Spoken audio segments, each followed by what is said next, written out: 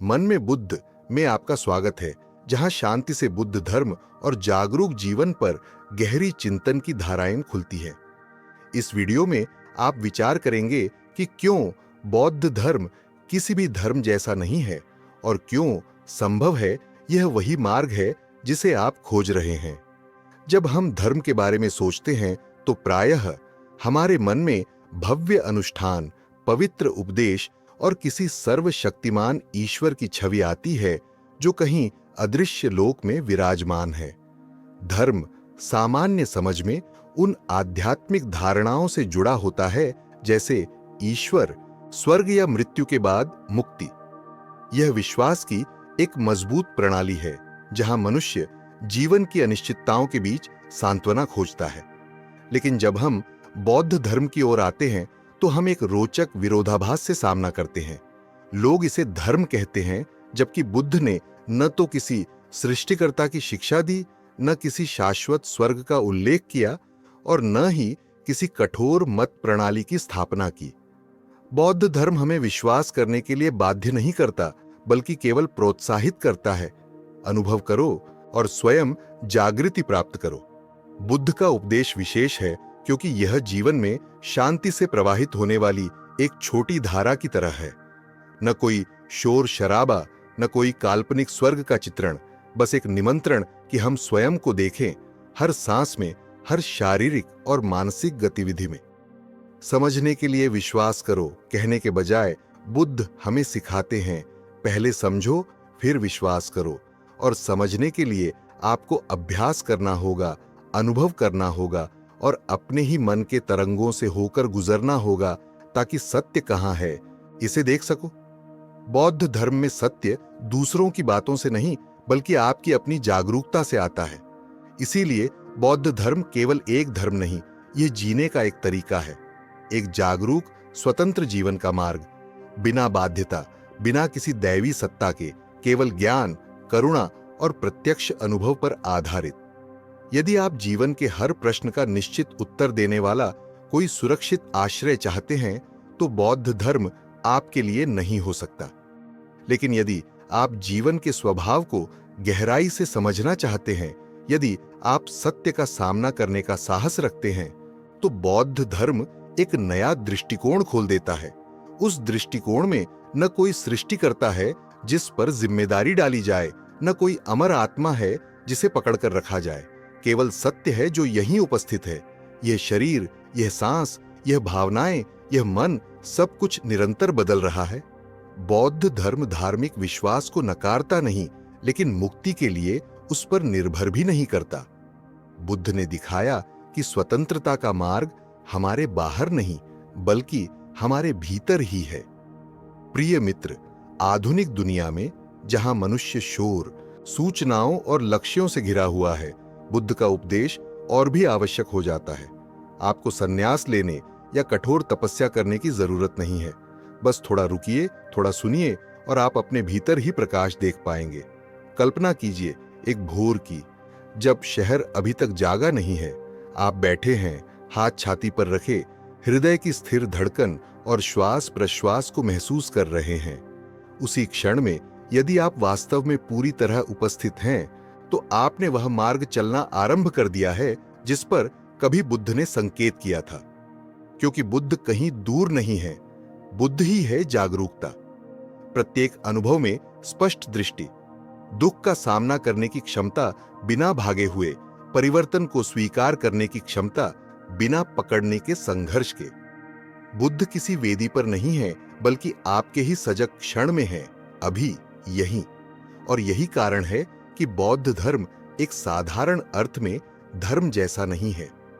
न कोई समझाने का प्रयास, न कोई भय दिखाना, न कोई साज सज्जा, बस एक कोमल आमंत्रण कि आप लौट आएं, स्वयं के पास लौटें, वर्तमान में लौटें। इसलिए यदि कभी आप उलझन में पड़े हों, जब कोई बौद्ध धर्म को धर्म बिना धर्म कहे, तो आप अकेले नहीं हैं। अनेक पश्चिमी चिंतकों ने भी बौद्ध उपदेश से मिलते समय आश्चर्य किया। दार्शनिक नीत्शे ने बौद्ध धर्म को वह विचार प्रणाली जो माया पर आधारित नहीं कहा। वैज्ञानिक आइंस्टीन ने विश्वास किया कि यदि कोई धर्म आधुनिक विज्ञान के अनुरूप है तो वह बौद्ध धर्म है।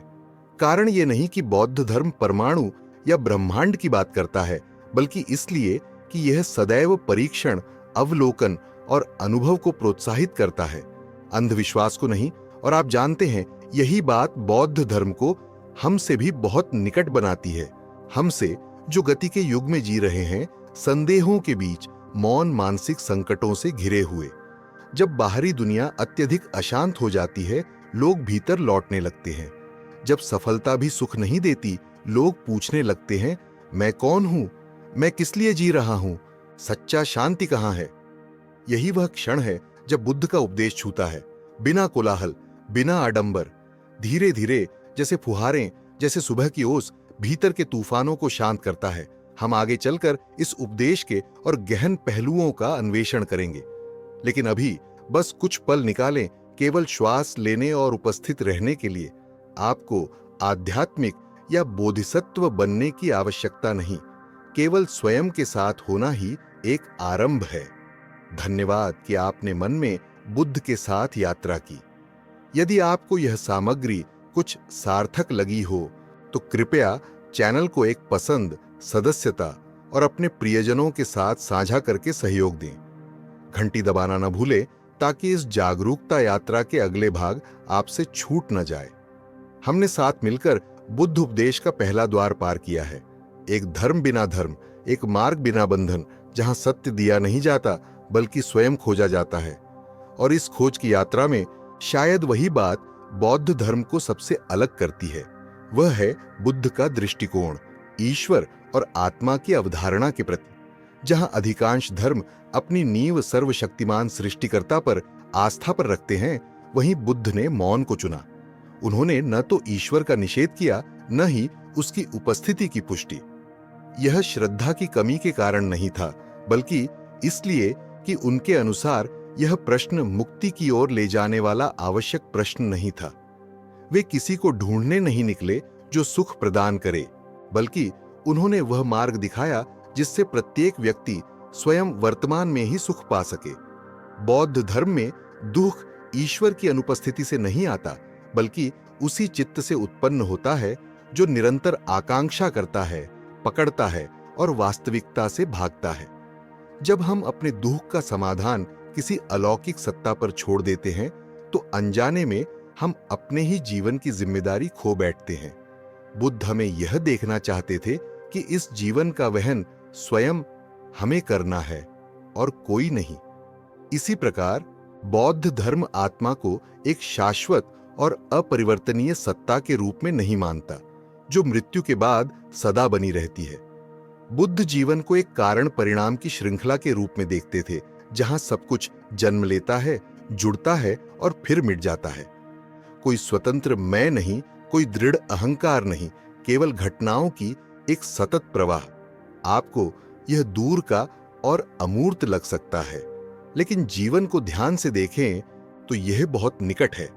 आपका आज का शरीर 10 वर्ष पहले का शरीर नहीं है। आपका मन भी कल वाले आप जैसा नहीं है।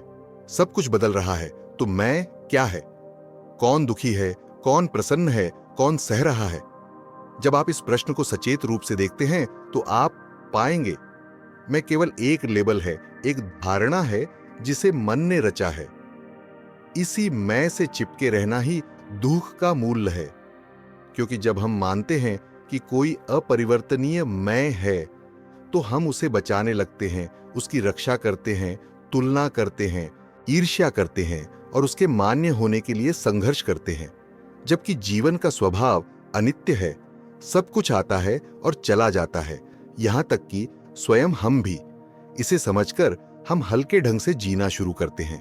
अब स्वयं को साबित करने की आवश्यकता नहीं, न ही किसी छवि को पकड़कर रखने की लड़ाई। इसके बजाय हम नदी की तरह जीते हैं, बहते हुए, अनुकूल होते हुए, पर स्वयं को खोए बिना। हम वर्तमान में जीते हैं, यह जानकर कि प्रत्येक क्षण अद्वितीय है और सम्मान के योग्य है। बुद्ध ने मृत्यु के बाद स्वर्ग का वादा नहीं किया। उन्होंने सिखाया कि स्वर्ग और नरक मन से ही आरंभ होते हैं। जब मन क्रोध से भरा हो, आप नरक में जी रहे होते हैं।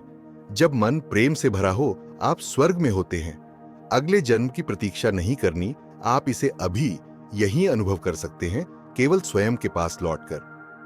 बौद्ध धर्म में एक सुंदर उपमा है, मोमबत्ती। मोमबत्ती कोई अपरिवर्तनीय वस्तु नहीं है। यह बत्ती मोम और अग्नि का मिलन है।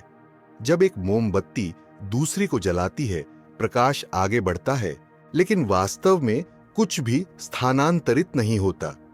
यही बुद्ध का जीवन प्रवाह का स्पष्टीकरण है।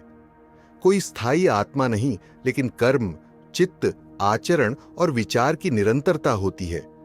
आपको इस पर अंधविश्वास करने की आवश्यकता नहीं। बुद्ध ने कभी विश्वास करने के लिए बाध्य नहीं किया। उन्होंने केवल कहा, स्वयं देखो। यह ठीक वैसा ही है जैसे पानी का स्वाद लेना। कोई आपके लिए उस अनुभव का सटीक वर्णन नहीं कर सकता। आपको स्वयं पीना होगा, महसूस करना होगा, तभी आप जानेंगे कि पानी का स्वाद कैसा है। जीवन में भी यही है। यदि आप दुखी हैं तो उस दुहक को देखिए। यदि आप उलझन में हैं तो सीधे उसी उलझन को देखिए। न कोई निर्णय, न कोई पलायन, बस उपस्थित रहिए, जैसे कोई मित्र सुन रहा हो। क्योंकि केवल जब आप वास्तविकता को वैसा ही स्वीकार करते हैं जैसी वह है, तभी आपको उसे रूपांतरित करने का अवसर मिलता है। यही है बौद्ध धर्म का सार। स्वयं को समझने से पहले संसार को बदलने की कोशिश मत करो, और अपने भीतर की असुरक्षाओं के लिए संसार को दोष मत दो। साधना का मार्ग है लौटना, लौटना अपने अंतरतम में, यह देखने के लिए कि हर उत्तर मौन में, श्वास में, आपकी अपनी जागरूकता में ही निहित है। प्रिय मित्र, कभी कभी जिसकी हमें सबसे अधिक आवश्यकता होती है, वह अधिक ज्ञान नहीं बल्कि कम पूर्वाग्रह होता है। दूर जाने की नहीं बल्कि और निकट लौटने की, स्वयं के पास, वर्तमान के पास, उस जीवन के पास जो अभी घट रहा है। और बौद्ध धर्म आपके हाथों में कोई विस्तृत नक्शा नहीं रखता, बल्कि केवल एक दीपक थमा देता है, ताकि आप स्वयं मार्ग देखें, स्वयं चलें। जब बुद्ध ने दुख की जड़ों को देखा, उन्होंने न तो किसी आध्यात्मिक सिद्धांत से आरंभ किया, न ही किसी दूरस्थ वादे से। उन्होंने आरंभ किया एक बहुत ही मानवीय सत्य से। जीवन है दुख। यह निराशा फैलाने के लिए नहीं, बल्कि हमें आमंत्रित करने के लिए कि हम सीधा देखें उन चीजों को जो प्रतिदिन चुपचाप भीतर चल रही हैं। असुरक्षा, चिंता, खालीपन, निराशा। चाहे हम अनदेखा करने की कोशिश करें, वे आधुनिक जीवन की हर धड़कन में मौजूद हैं, और इसी ईमानदार स्वीकार से मुक्ति का मार्ग प्रारंभ हो सकता है। चत्वारि आर्य सत्यानि, 4 महान सत्य जिनका उद्घाटन बुद्ध ने किया, हर साधना की नींव है। पहला सत्य है दुख सत्य। दुख हर जगह उपस्थित है। केवल शारीरिक पीड़ा ही नहीं, बल्कि असंतोष भी, चाहे हमारे पास कितना भी हो, क्योंकि जीवन की हर चीज बदलती है और हमारा मन हमेशा कुछ स्थायी की चाह रखता है। दूसरा सत्य है समुदय सत्य। दुख का कारण है तृष्णा। केवल भौतिक लालसा ही नहीं, बल्कि हर चीज से आसक्ति, यश, प्रेम, आत्मछवि। जितना हम पकड़ना चाहते हैं, उतना ही खोने का भय होता है, और भय ही दुख की परछाई है। तीसरा सत्य है निरोध सत्य। दुख समाप्त हो सकता है। अगले जन्म का इंतजार नहीं, न ही संत बनने की आवश्यकता। केवल अभी, यदि आप त्याग कर सकें। जब मन पकड़ छोड़ देता है, तब एक मौन, गहन सुख प्रकट होता है, जो पाने से नहीं बल्कि छोड़ने से आता है। चौथा सत्य है मार्ग सत्य। दुख के अंत का मार्ग है आर्य अष्टांगिक मार्ग। 8 अंग जो हमें जागरूक जीवन की ओर ले जाते हैं। यह कोई क्रमवार करने वाली सूची नहीं, बल्कि वृक्ष की 8 शाखाओं की तरह है, एक दूसरे को पोषण देते हुए हमें स्वयं की ओर लौटाते हैं। पहले 4 अंग, सम्यक दृष्टि, नींव, अंधविश्वास नहीं बल्कि हर वस्तु की अनित्यता को स्पष्ट देखना। जब आप देखते हैं कि कुछ भी सदा नहीं रहता, आप हल्के हो जाते हैं। सम्यक संकल्प, हानिकारक विचारों का त्याग, क्रोध, ईर्ष्या, लोभ। इसके बदले करुणा, समझ और उदार दृष्टि का पोषण अपने प्रति और दूसरों के प्रति। सम्यक वाक, वाणी को शुभ बीज की तरह प्रयोग करना। एक शब्द सहारा दे सकता है, उपचार कर सकता है, पर गहरा आघात भी कर सकता है। जब वाणी सजगता और करुणा से आती है, यह प्रकाश बन जाती है। सम्यक कर्मांत, ऐसा जीवन जिसमें न स्वयं को न किसी और को हानि पहुंचे। केवल नियम पालन ही नहीं बल्कि अर्थपूर्ण आचरण का बोना, चाहे वह कितना ही छोटा क्यों न हो। सम्यक आजीविका, नैतिक रूप से जीविका कमाना, चाहे कोई भी पेशा हो, करुणा को लाभ के लिए न त्यागना। आज के समाज में जहां विकास की गति हमें मूल्यों से भटका सकती है, यह और भी महत्वपूर्ण है। सम्यक व्यायाम ऐसा प्रयास जो न जल्दबाजी हो न ही कठोर दबाव, प्रयास त्यागने का कि जो अशुभ है और पोषण करने का कि जो शुभ है। सम्यक स्मृति, हर क्षण में जागृत रहना, मन को अतीत या भविष्य में भटकने न देना बल्कि वर्तमान में पूर्ण रूप से जीना। चाहे आप खा रहे हों, चल रहे हों, सांस ले रहे हों, काम कर रहे हों, हर जगह सम्यक स्मृति का अभ्यास संभव है। सम्यक समाधि, मन को स्थिर और शांत झील जैसा बनाना, ताकि आप हर चीज को स्पष्ट देखें और प्रवाह में बह न जाए। ये 8 अंग दूर की बातें नहीं हैं, वे आपके जीवन में ही उपस्थित हैं। जब आप उठते हैं, काम पर जाते हैं, किसी से बात करते हैं, कठिनाइयों का सामना करते हैं। अष्टांगिक मार्ग कोई अनुष्ठान नहीं बल्कि हर दिन का जागरूक जीवन जीने का तरीका है। एक परिवर्तनशील दुनिया में जहां सफलता प्रायः पद और धन से परिभाषित होती है, अष्टांगिक मार्ग एक मानचित्र जैसा है जो हमें भटकने से बचाता है। यह हमें याद दिलाता है कि सुख उस चीज से नहीं आता जो हम हासिल करते हैं, बल्कि उस तरह से आता है जिससे हम जीवन से मिलते हैं, ऐसे मन से जो लोभ, क्रोध और मोह से मुक्त है। प्रिय मित्र, एक सरल लेकिन गहरा सत्य है, दुख शत्रु नहीं है, वह गुरु है। वह हमें दिखाता है कि हमारे भीतर कहां अभी तक उपचार नहीं हुआ। यदि आप दुख से डरना छोड़ दें तो आप स्वतंत्रता पाएंगे, और यदि आप घावों के लिए भी कृतज्ञ हों तो आप शांति पाएंगे। बौद्ध धर्म आपको दुख से भागना नहीं सिखाता, यह आपको सीधे उसे देखने की शिक्षा देता है, जीवन को समझने वाली दृष्टि के साथ। क्योंकि जब आप पर्याप्त साहसी होकर उसका सामना करते हैं तो आप देखते हैं कि हर आंसू में जागरूकता का बीज होता है और हर कठिनाई में परिपक्व होने का अवसर छिपा होता है। इस यात्रा के इस अगले भाग को सुनने के लिए धन्यवाद। यदि आपको लगता है कि इस सामग्री ने आपको स्वयं को और गहराई से समझने में मदद की है तो इसे साझा करें ताकि बौद्ध ज्ञान और लोगों तक पहुंचे। चैनल मन में बुद्ध को सब्सक्राइब करें, घंटी दबाएं और साथ मिलकर इस जागरूकता के मार्ग पर आगे बढ़ें। हमने दुख, उसके कारण और मुक्ति के मार्ग के बारे में बात की, लेकिन अभी एक और बात है जिस पर बुद्ध हमें गहराई से देखने के लिए कहते हैं, और वह है मन। क्योंकि हर दुख, हर आकांक्षा, हर सुख या दुख सब वहीं से उत्पन्न होते हैं। मन हर अनुभव की जड़ है, न बाहरी परिस्थितियां, न अन्य लोग, बल्कि जिस तरह हम चीजों को देखते हैं, महसूस करते हैं और उन पर प्रतिक्रिया करते हैं, वही सुख या दुख बनाता है।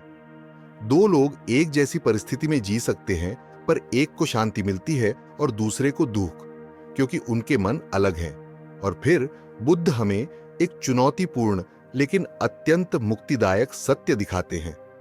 कोई स्थायी मैं नहीं है, वह मैं जिससे हम चिपके रहते हैं, जो क्रोधित है, जो डरा हुआ है, जो कुछ साबित करना चाहता है, वास्तव में केवल भावनाओं, विचारों और स्मृतियों का अस्थायी संयोजन है। वह उतना वास्तविक नहीं है जितना हम मानते हैं। जैसे नदी कभी रुकती नहीं, हमारा मन भी निरंतर बदलता है और उसमें कोई स्थिर बिंदु नहीं है जिसे मैं कहा जा सके। यह सब पहली बार सुनने पर डरावना लग सकता है, लेकिन वास्तव में यह मुक्ति का एक द्वार है। क्योंकि यदि अहम स्थायी नहीं है तो हम अतीत से बंधे नहीं हैं। हम बदल सकते हैं, त्याग सकते हैं, फिर से शुरू कर सकते हैं। हम कल का क्रोध नहीं है, न ही कल की चिंता।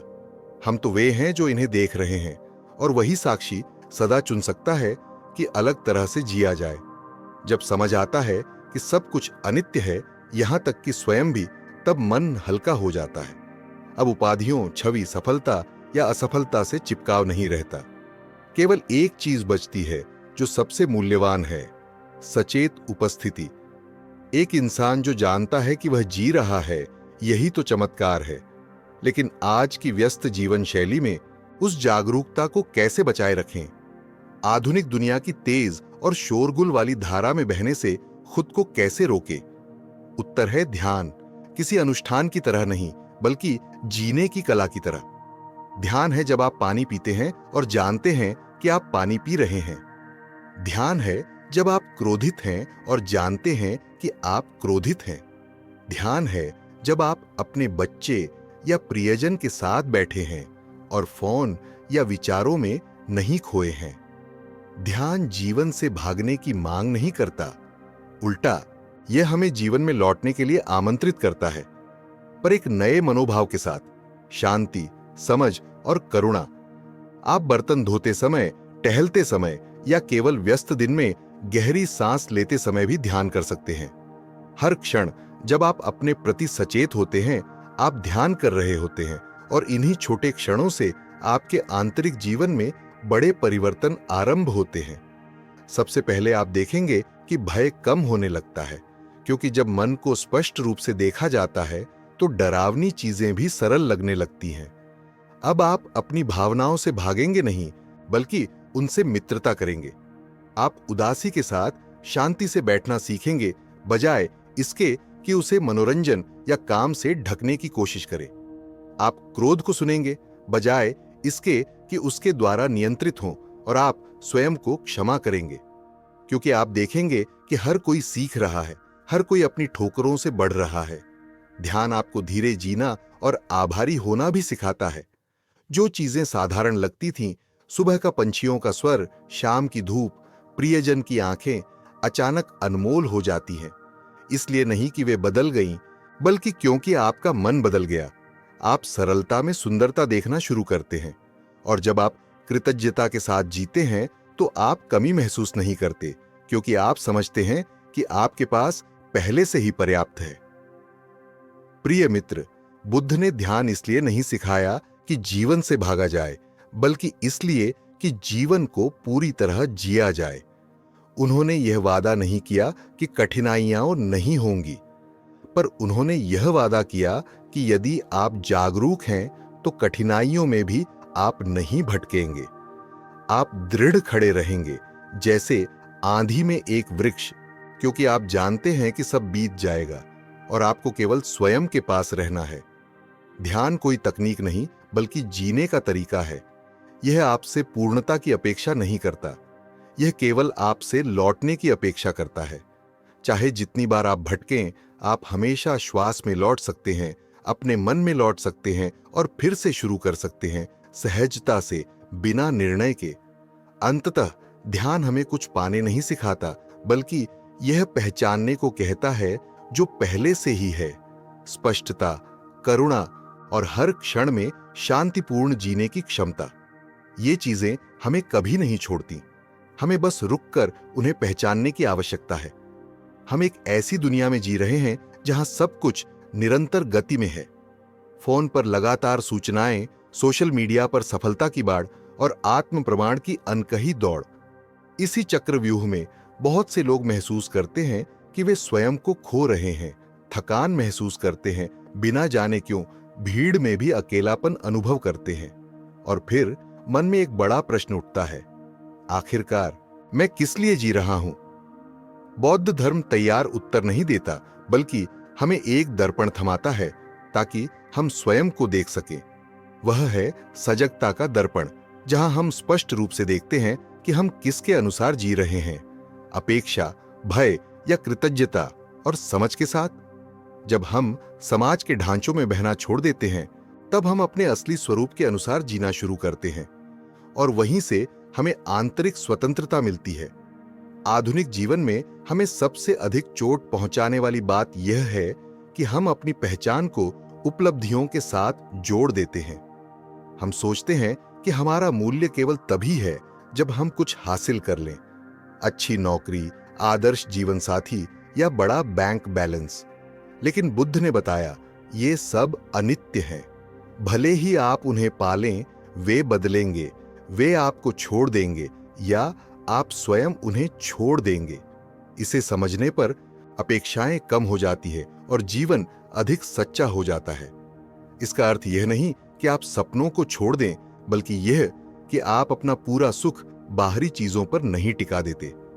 आधुनिक जॉय सॉन्ग का एक और पहलू है तुलना, जो हमारी आदतों में गहराई से समा चुकी है। हम केवल अपना जीवन ही नहीं जीते, बल्कि लगातार दूसरों को देखते रहते हैं। वे कहां जा रहे हैं, क्या पहन रहे हैं, क्या पा रहे हैं। यह तुलना हमारे मन को अशांत करती है और हम उस सरल आनंद को खो देते हैं जो पहले से ही मौजूद है। बुद्ध ने सिखाया कि सुख हमारे पास क्या है इससे नहीं, बल्कि हम चीजों को कैसे देखते हैं इससे आता है। जब तुलना रुकती है, मन हल्का होता है और कृतज्ञता साधारण चीजों से उभरती है। एक धूप भरी सुबह, एक गर्म भोजन या प्रियजन के साथ शांत उपस्थिति। आज के समाज में बहुत लोग सफलता खोजते हैं पर अर्थ को भूल जाते हैं। कोई व्यक्ति कड़ी मेहनत करता है और नाम कमाता है, पर अंत में खालीपन महसूस करता है। कोई लक्ष्य के पीछे भागता है पर कभी नहीं पूछता, क्या यह वास्तव में मेरे लिए महत्वपूर्ण है? बौद्ध धर्म सफलता का विरोध नहीं करता, बल्कि एक और गहरा प्रश्न पूछने को कहता है। क्या वह सफलता आपको अधिक शांति देती है, आपको अधिक संपूर्ण जीने में मदद करती है, या वह केवल भीतर की असुरक्षा से भागने का एक और तरीका है? एक साधक को संसार छोड़ने की आवश्यकता नहीं है। वह व्यवसायी हो सकता है, कलाकार, वैज्ञानिक या गृहस्थ, परंतु एक सजग मन के साथ। भिन्नता केवल यही है, वे जानते हैं कि वे क्यों कर रहे हैं और परिणाम से अपनी पहचान नहीं बनाते। वे उद्देश्य के साथ जीते हैं पर अपेक्षाओं से बंधे नहीं रहते।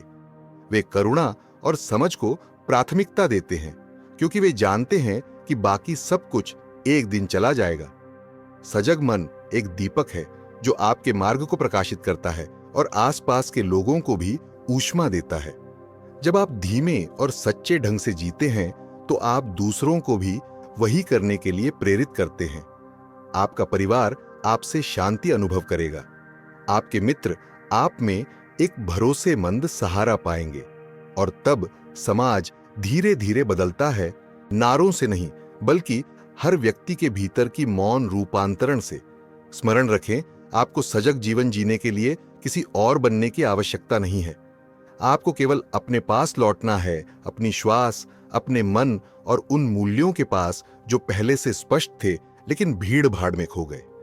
जब आप प्रतिदिन कुछ मिनट बैठकर अपने मन को देखते हैं तो आप वह करते हैं जो आधुनिक संसार में दुर्लभ है, स्वयं को सुनना। और जब आप पर्याप्त धैर्य रखते हैं तो आप एक अद्भुत सत्य देखना शुरू करते हैं। हर भय, हर चोट, हर आकांक्षा के नीचे एक गहरी शांति का क्षेत्र है। वह स्थान सफलता, असफलता, प्रशंसा, निंदा या समय से प्रभावित नहीं होता। वहीं आपका मन वास्तव में शांति को छूता है, बाहर से कुछ आने के कारण नहीं, बल्कि इसलिए कि आप पर्याप्त देर तक रुके ताकि पहचान सकें कि वह सदा से वहां था। प्रिय मित्र, जागरूकता की यात्रा कोई दौड़ नहीं है, यह है एक लौटने की यात्रा, जहां आप भारी परिभाषाएं, थकाने वाली अपेक्षाएं पीछे छोड़ते हैं और अधिक सच्चाई, अधिक हल्केपन के साथ जीना शुरू करते हैं। हर सजग कदम जो आप चलते हैं, हर श्वास जिसे आप पहचानते हैं, वह आपको स्वतंत्रता के और निकट लाता है। और यदि आज आपने यहां तक सुना है तो इसका अर्थ है कि आप इस मार्ग पर एक और कदम बढ़ाने के लिए तैयार हैं। धन्यवाद कि आपने मन में बुद्ध के साथ यात्रा की। यदि आपने जो सुना है उसने आपको प्रेरणा दी, शांति दी या बस एक गहन क्षण दिया, तो वीडियो को पसंद करना, चैनल को सब्सक्राइब करना और उन लोगों के साथ साझा करना न भूलें जिन्हें इसकी आवश्यकता हो सकती है। यही है आपका प्रकाश फैलाना, कोमलता से लेकिन दृढ़ता से, एक ऐसी दुनिया में जिसे सदैव थोड़ी और सजगता और करुणा की आवश्यकता है। शायद बौद्ध धर्म के बारे में सबसे आम गलतफहमियों में से एक यह है कि यह जीवन से भागने का मार्ग है, कि साधना करने के लिए संसार छोड़ना होगा, परिवार, करियर और रोजमर्रा की सब चीजों से दूर जाना होगा। लेकिन यह सत्य नहीं है। बुद्ध ने कभी हमें जीवन से भागने की शिक्षा नहीं दी। उन्होंने सिखाया कि हमें जीवन के बीच में जीना है, पर स्वयं को खोए बिना। बौद्ध धर्म हमें वास्तविकता से बाहर नहीं ले जाता, बल्कि हमें वास्तविकता में वापस लाता है, सजग दृष्टि के साथ। आप बर्तन धोते समय ध्यान कर सकते हैं, बच्चों के साथ खेलते समय या किसी तनावपूर्ण बैठक में भी, क्योंकि ध्यान आसन में बैठने तक सीमित नहीं है, बल्कि हर क्षण की पूर्ण उपस्थिति में है। जब आप किसी को पूरे ध्यान से सुनते हैं, बिना निर्णय, बिना बीच में टोके, वह भी ध्यान है। जब आप बिना जल्दबाजी चल रहे होते हैं, हर कदम को धरती से जुड़ते महसूस करते हैं, वह भी ध्यान है। जब आप एक लंबे दिन के बाद स्वयं को मुस्कुराकर कहते हैं, मैं अब भी ठीक हूं, तब आप स्वयं के प्रति करुणा का अभ्यास कर रहे होते हैं। बौद्ध धर्म हमें याद दिलाता है कि दुख जीवन का हिस्सा है, पर यह उसका संपूर्ण स्वरूप नहीं। जैसे आकाश में बादल होते हैं, पर आकाश बादल नहीं है। बादल आते जाते रहते हैं, जो शेष रहता है वह है विस्तार। हमारे मन में भी यही है। भावनाएं तरंगों की तरह आती जाती हैं, पर मन का सार है शांति, है देखने की क्षमता। वह सबसे सुरक्षित आश्रय जो हमें मिल सकता है, यदि हम वहां लौटे। यह आसान नहीं है, एक ऐसी दुनिया में जो हमें हमेशा शोर की ओर खींचती है, लेकिन इसी कारण लौटना और भी आवश्यक है। हो सकता है आप प्रतिदिन 1 घंटा ध्यान न कर सके, लेकिन किसी प्रतिक्रिया से पहले 3 गहरी सांसें ले सकते हैं। हो सकता है आप पूरी तरह सजग जीवन न जी रहे हों, लेकिन आप दिन की शुरुआत बिना फोन उठाए कुछ क्षणों की शांति से कर सकते हैं। ये छोटे छोटे कदम यदि निरंतर हों तो पूरे जीवन की दिशा बदल सकते हैं। जागरूकता कोई लक्ष्य नहीं जिसे प्राप्त करना हो, यह है जीने का एक तरीका जिसे आप हर दिन चुन सकते हैं। हर सुबह आप स्वयं से पूछ सकते हैं, आज मैं किस मन से जीऊंगा? और इस प्रश्न का उत्तर कोई और नहीं दे सकता, पर यही प्रश्न आपको याद दिलाता है कि आप यहां क्यों हैं। किसी पूर्ण स्वरूप बनने के लिए नहीं, बल्कि पूरी तरह और शांति से स्वयं बनने के लिए। जब आप जागरूकता का अभ्यास करते हैं, आप दूसरों के लिए भी एक दर्पण बनते हैं। आपके बच्चे एक अधिक शांत वातावरण में बड़े होंगे। आपका जीवन साथी आपकी कोमलता अनुभव करेगा। आपके सहकर्मी देखेंगे कि आप आसानी से कलह में नहीं बहते, और आप स्वयं हर सुबह दर्पण में अपने को अधिक स्पष्ट देखेंगे, कोमल दृष्टि के साथ, बिना कठोरता, बिना अत्यधिक अपेक्षाओं के। बुद्ध ने कहा था, मैं केवल मार्ग दिखाने वाला हूं, उस मार्ग पर प्रत्येक व्यक्ति को स्वयं चलना है। ये वाक्य एक साथ ही विनम्र और शक्तिशाली है। उन्होंने न तो आशीर्वाद दिया, न दंड दिया। उन्होंने केवल समझ का प्रकाश साझा किया और हर व्यक्ति को अपनी तरह से चलने की स्वतंत्रता दी। जैसे आप अभी यह पॉडकास्ट सुन रहे हैं, कोई आपको कुछ बदलने के लिए बाध्य नहीं कर रहा, लेकिन यदि आपके भीतर अभी एक छोटी सी रोशनी जगी है, कुछ हल्का सा स्पर्श हुआ है, तो जान लीजिए जागरूकता आपके भीतर अंकुरित हो रही है। जागरूकता अलग थलग होने के लिए नहीं, बल्कि इस जीवन को और गहराई से प्रेम करने के लिए है। जब आप जागरूकता से जीते हैं, तो आप हर छोटी चीज में सुंदरता देख पाते हैं। एक पत्ता गिरना, बच्चे की हंसी, या यहां तक कि उदासी का आगमन। क्योंकि जब आप बिना निर्णय की दृष्टि से देखते हैं, तब हर चीज का अर्थ होता है। प्रिय मित्र, स्वयं की ओर लौटने की यात्रा पूरे जीवन भर चलती है। कभी आपको लगेगा कि आप सही मार्ग पर हैं, कभी आप भटकेंगे, निराश होंगे या संदेह करेंगे, लेकिन मत भूलिए, केवल इतना कि आप पहचान लेते हैं कि आप अभी जागरूक नहीं हैं, वही जागरूकता की शुरुआत है। हर पहचान एक लौटने का क्षण है, और आप जितनी बार चाहें लौट सकते हैं। बौद्ध धर्म का द्वार आपके लिए कभी बंद नहीं होता। धन्यवाद कि आपने मन में बुद्ध के साथ इस पॉडकास्ट के अंतिम शब्दों तक साथ दिया। यदि आज का पॉडकास्ट आपको शांति, समझ या बस थोड़ा हल्कापन दे पाया है, तो कृपया वीडियो को पसंद करें, चैनल को सब्सक्राइब करें और अपने प्रियजनों के साथ साझा करें। हर साझा एक और व्यक्ति तक जागरूकता पहुंचाने का तरीका है, और कौन जाने वही उनके भीतर रूपांतरण की शुरुआत बन जाए। आपको एक शांतिमय दिन की शुभकामनाएं, और आशा है कि जल्द ही अगले पॉडकास्ट में आपसे फिर मुलाकात होगी। हमेशा याद रखें, जागरूकता कहीं दूर नहीं है, यह यहीं से शुरू होती है। उसी क्षण जब आप चुनते हैं कि पूरे दिल से, ध्यानपूर्वक और शांति से जीना है।